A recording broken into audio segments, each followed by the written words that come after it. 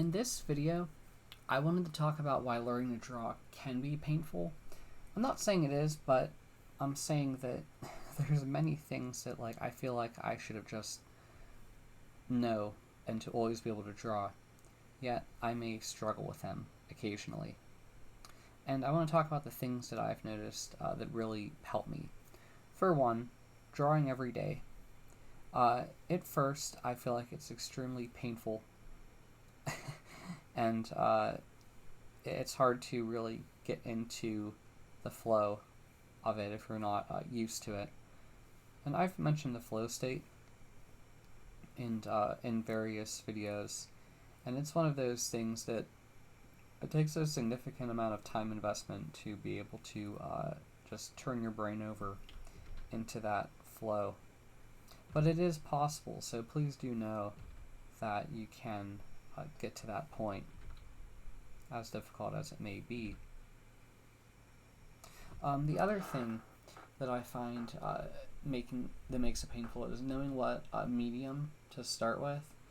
I feel like more often than not, let me get my pen that I always. Okay, so I found them.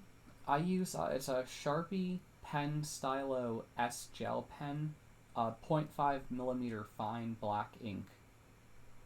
By far, this pen, I love it because the lines are always clear no matter what you draw. It's a very fine point, and they last a really long time. So I feel like starting off with something like that could be very helpful.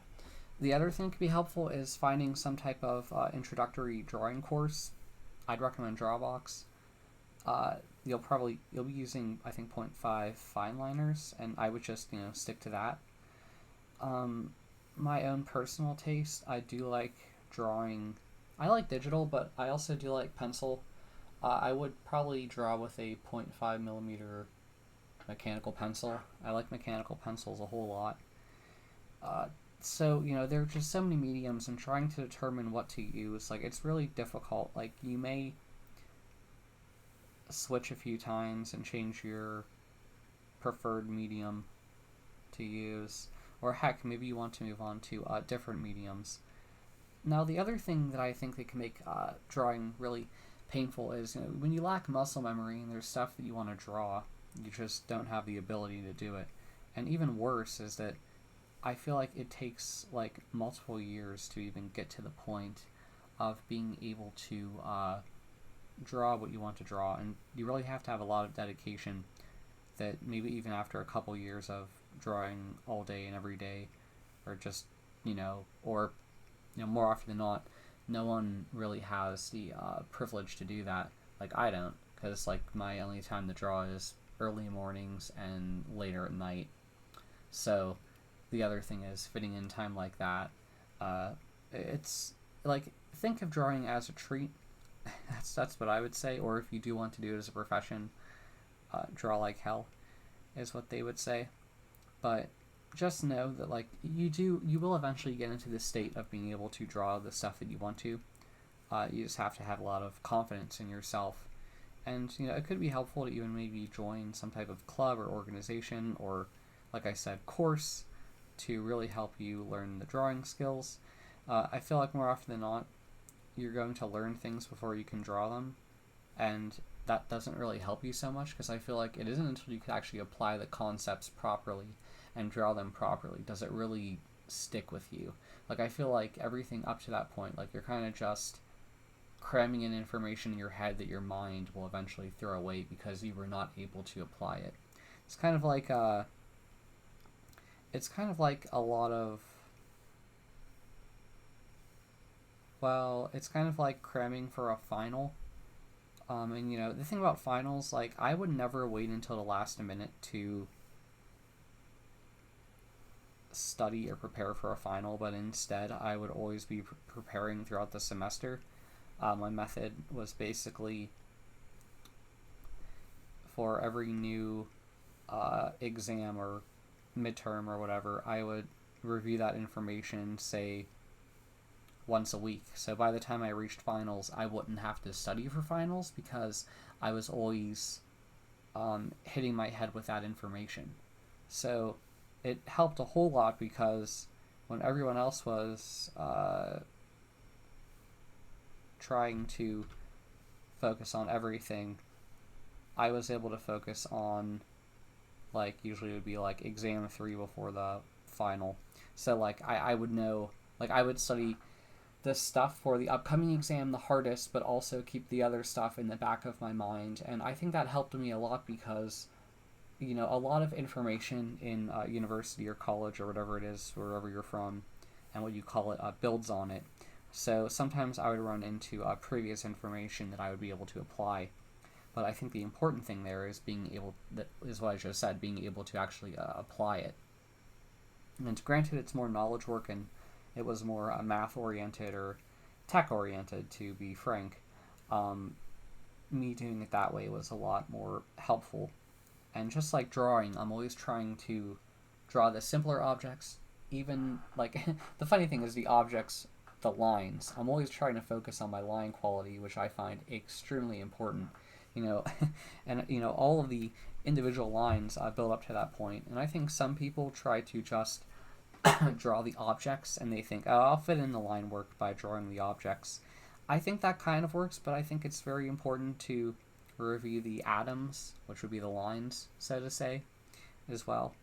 I think if you do that, practice it every day, make a hard set practice routine. I have another video on it on my channel that I do. I even spend about, I think, 25 minutes to a half hour every day, usually 25 minutes early morning. But I made a video on it, and you could go through that if you want to, or you can modify it to your liking. But the point I'm trying to say here is that that's kind of how I study. I try to study a little bit of everything. I try to apply everything. And, you know, the other thing is sometimes omitting some stuff that you don't really need to know. Like I think, like, okay, so I don't like to draw cars so much. They just don't really interest me. So I probably really lack skills to draw cars, but I did make a couple attempts at doing it, even though they were pretty bad. But I think it is important that I at least made an attempt. And I did that as a part of the Drawbox course, but the important thing is that, I guess, you figure out you can't draw everything, but you could at least try once and see if you learn anything, and you could apply it to other stuff. So, the important thing is to know that it does become less painful over time. The other thing you should do is try to have fun with it. Even if you can't draw the stuff that you want to draw, I would say make an attempt to. Like, you may fall flat on your face and fail, but it's worth it because every line you draw adds up to your skill level. Like, it's all adding like that. I think the only time that your lines are wasted is if it's extremely late night and your brain isn't absorbing anything. Like, I hate to say it, maybe you can absorb a couple lines and experience doing it that way, but I feel like more often than not, there is a time when your brain decides, I am tired, I refuse to absorb any more information. And you will run into that, just to let you know. So give yourself time to absorb all of the information. Much like people say, Rome wasn't built in a day. You won't be able to gain the entirety of a professional draftsman